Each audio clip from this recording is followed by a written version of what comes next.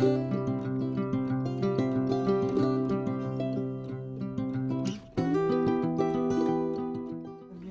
aujourd'hui ça va être Hyde par Marlène, voilà. C'était une collection l'année dernière sur la mer. Je crois que j'ai vraiment besoin d'aller au bord de la mer. Ça tombe bien, j'irai la semaine prochaine quelque part voir les irrésistibles, pas gaulois mais bretons. Alors,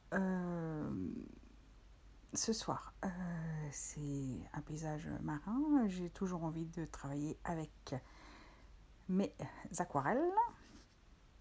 Et je vais tamponner le vaisseau amiral euh, entre deux vagues, deux séries de vagues. Donc j'ai utilisé des caches et puis il ne faut pas se tromper de sens pour que le bateau arrive entre les deux séries de vagues. Je vais aussi tamponner le petit bateau devant. Et puis voilà.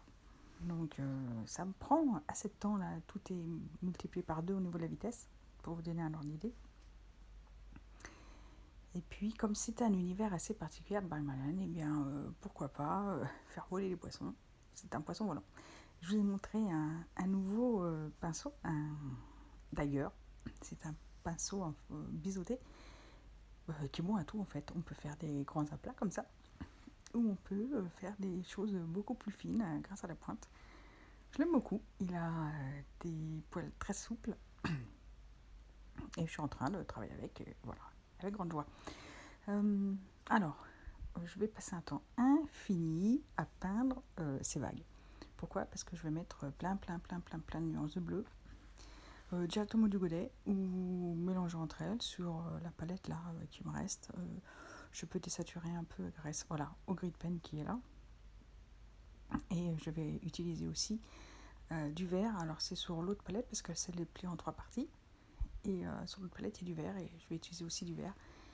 Je vais couper des morceaux parce que faire cette petite page d'argent m'a pris environ 1 heure et là vous avez 7 minutes de vidéo.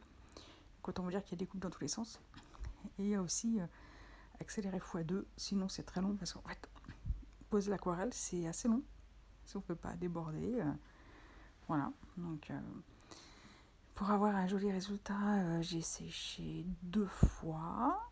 On passe un premier jus, puis en fait ça sèche, ça devient assez fade. On va mieux revenir dessus, soit en mettant la même intensité, soit en fonçant un peu. Et puis en 3e fois, je vais changer de couleur, je vais plutôt être dans les tons bleu-vert et vert pour cacher toutes les parties qui seraient restées blanches et pour donner un peu de profondeur. En tout cas, je voulais un océan avec plein de nuances de bleu et de vert et c'est ce que j'ai réussi à faire à la fin. Je suis plutôt satisfaite parce que c'est ce que j'avais dans l'esprit, c'est ce que j'arrive à faire. Voilà, c'est toujours la colorisation de mon océan. Et là, je travaille toujours avec mes aquarelles. Chouchou, hein, clairement. C'est des aquarelles extra fines, sennelier. Il existe plein d'autres marques. Voilà, donc, à vous de choisir. Et là, j'avais commencé par un ciel avec le bleu primaire de chez eux, très pâle, très dilué. Puis je vais laisser comme ça parce que je veux mettre vraiment l'accent sur l'océan et sur les bateaux. Et j'ai mis du scotch tout autour de masquage de peintre. Ça peut coller assez fortement au papier. Pour le décoller, il faut mettre le pistolet chauffant dessus pour ramollir la colle. Et comme ça, il se détache sans emporter avec lui les fibres du papier. Pendant longtemps, j'utilisais plus ce scotch-là parce qu'il arrachait le papier, ça faisait pas nickel. Et en fait, il suffit de le chauffer rapidement et ça s'en va. Et quand on tire le papier, le ruban, il faut le tirer en faisant un angle de 45 degrés. Pareil. Comme ça évite de déchirer le papier qui est dessous. Alors, je vais utiliser des teintes chaudes pour mon ballon et mon poisson. C'est un poisson bulle et un ballon. Je vais utiliser les mêmes couleurs. Toujours, hein, histoire de prendre les couleurs du ballon, du poisson, du bateau. Voilà, ça fait 3 points de couleur et puis ça permet de faire un sens de lecture. Et puis surtout, en reprenant les mêmes couleurs, ça fait quelque chose d'assez harmonieux. Vous avez vu, je passe du poisson au ballon, du ballon au poisson pour laisser le temps à l'aquarelle et au pigment de s'incruster un peu pour pas trop les faire bouger. Faire des mélanges certes, mais je veux quand même garder du jaune. Sinon le jaune, tout de suite il est pris parce qu'il est très clair. Hein. Il est toujours pris par le rouge, donc il faut... Voilà. Quand on impose du jaune, il faut vraiment lui laisser le temps de pénétrer le papier et lui laisser un peu le temps de sécher en fait. Parce que sinon, si vous mobilisez une autre couleur dessus, que ce soit un bleu très foncé ou un rouge, il a tendance à disparaître tellement il se mélange.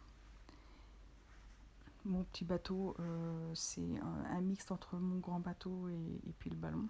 Voilà, comme ça on a des transitions de couleurs gentiment. J'utilise quasiment toutes les couleurs là, de rouge, d'orange, tout ce que j'ai sur ma palette.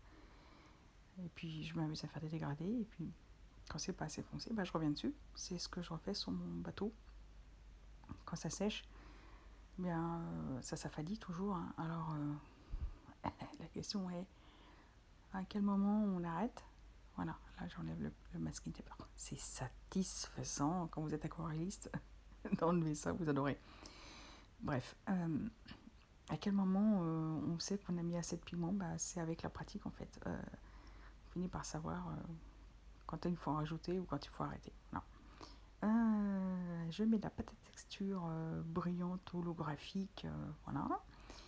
Et puis je vais utiliser, je veux que ça brille, hein, du Stickles sur mes vagues, sur le cœur de la voile. Et puis là, c'est du Glossy Ring qui va mettre 48 heures à sécher, mais c'est pas grave. Et puis là, je vous montre comment ça brille.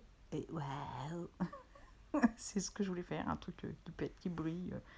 Voilà, j'espère que ça vous plaît et je vous dis à ciao, à bientôt. Profitez, bye bye.